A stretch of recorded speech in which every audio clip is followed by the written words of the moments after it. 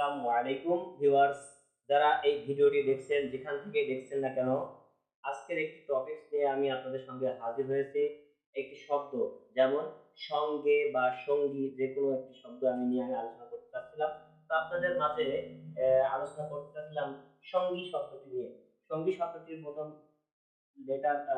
প্রথম বর্ণ হচ্ছে দন্ত স। দন্ত স সাথে একটি যুক্ত অক্ষর আছে, রসিকার সাথে একটা যুক্ত অক্ষর রয়েছে। যে যুক্ত অক্ষরটা আমরা এখানে অনেক সময় অনেকে দীর্ঘই বলে ফেলি।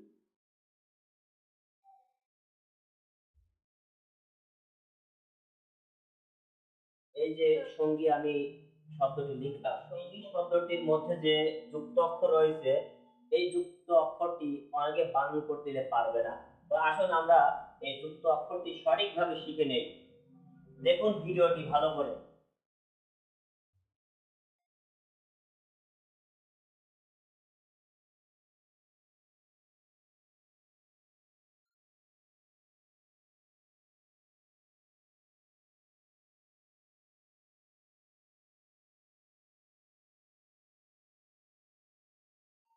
দর্শক, আপনারা দেখতে পাচ্ছেন ও যোগ গ সমান সমান ও সংযুক্ত গ, এভাবে একটি রূপ ধারণ করছে, অথচ আমরা অনেক সময় বানান করতে গেলে পারি না।